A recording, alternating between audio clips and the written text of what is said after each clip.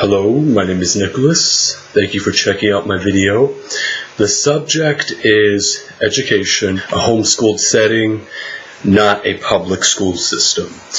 Now, in the past, I created a video just talking briefly about my time, and I was surprised of how many messages I received from parents who are worried about their son or daughter's future and don't know whether to choose a public school system or homeschool. What are my thoughts? Why did I choose homeschool? And how did I turn out? Okay. I think it is safe to say that as of late, depending on what statistic you may look at, and judging by your own experience, your son or daughter, the education we are receiving is not really working out. And there could be many factors that play in why. It could be the parent, the child, or the school. At least in my case, it was the system, the school that I was attending. And I was a special needs student. Just the education itself, let me just go into a little bit of detail. All we did was the same stuff every year. It really did not change. For example, we would read books, if you want to call it reading, look up definitions in books, dictionaries. We really didn't go deep into mathematics. Science was out of the question. It was, how would you say, we were getting nowhere. And it was much more of a negative atmosphere. Even the teachers teaching us, even though some of them meant well, they just did not have the training. And the way the system works, even if they were a good teacher, the system worked against them. They were really limited to what they can do, or what they are allowed to do by law. So at some point, I said to myself, I want change. I want to do something different. I want to feel comfortable. Now, the whole question of popularity as a student back then is rather silly. So I will just skip that because that's not really important for this video. So I chose homeschool myself. Now, of course, I didn't do it alone, but I was backed up by my guidance counselor and my mother. Everybody else was against it. All, the teachers and the principal, they said, this guy can barely sit here and do work. How is he going to do this alone? And little did they know, well, they did not really know me. And so the first year, I had to enroll myself, of course. And within that period of time, I just was a bat out of hell, meaning I did phenomenal. I mean, I was able to learn stuff within a few months that it would probably take me a year in the public school system to learn. I was challenged more. I don't want to say I had a higher self-esteem, because that's not the right way to word it, but I had more confidence because I was able to do things on my own. I did not have a negative atmosphere around me. The atmosphere I had around me was the atmosphere I created, which helped me thrive more. That's like the downside with public systems too. What else? I was just able to perform much better. And the one question I get from parents is, well, how do you know? How do you know it's right for you? Like, what happened? Well, when you're thriving and you are achieving more higher than the people who are considered normal, special needs versus normal, that's how you know. And if you're in a situation where you're looking at your son or daughter, and you could tell, you have to go with your instincts, you cannot trust the school system because they have so many students, and you really think they're going to spend time to see what your son or daughter is up to, especially if they are having issues. The answer would be, don't assume. Don't assume anything.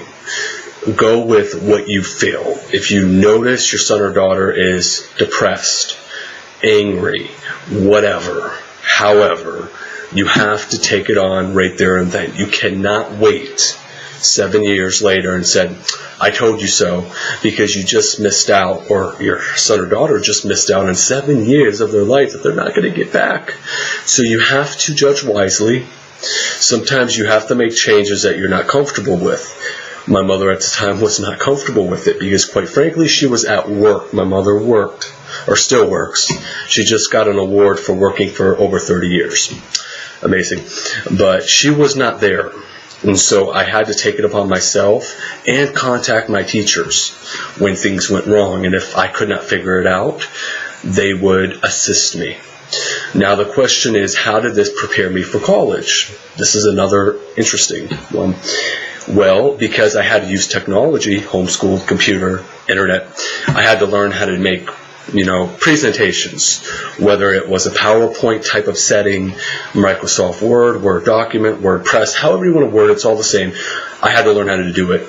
I had to learn how to create a website, and I learned that years and years ago. But it prepared me for what is ahead, because homeschool, the one that I was attending, was about education and technology.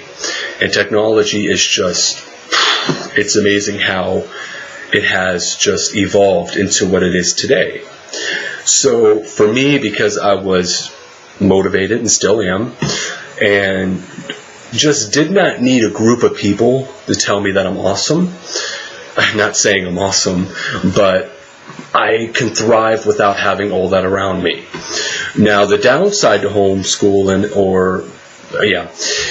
is that you get accustomed to being on your own. And when it comes to group projects, even though I'm good with working with people, I'm a tutor, I had to learn to work with people who are not good at working. Like, I'm working in a group assignment. Some people are just not naturally motivated. It takes them much longer to get things accomplished. I have to work with them because our grade is 1. How they perform, including myself and others, we're graded on that. There's question about whether or not people who are homeschooled are antisocial. Listen, it doesn't matter who you are. If you want to be antisocial, you will be. If you don't, it doesn't have to be that way. You don't have to go to school, a public type of setting, in order to be social. I'm attending a university right now, and we're not really social. Okay, we have all these social networks. Are we really that social? Are we really thriving? No.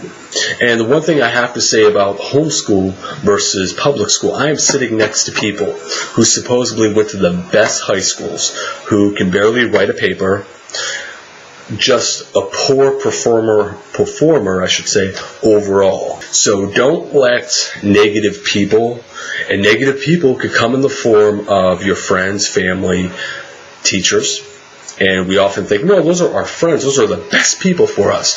Well, they can also be the worst people for you, because they try to dictate what you should do, and that doesn't always work for you or your loved one, because you know yourself better, and if you're around your loved one, you know when they're sad or when they're upset or angry.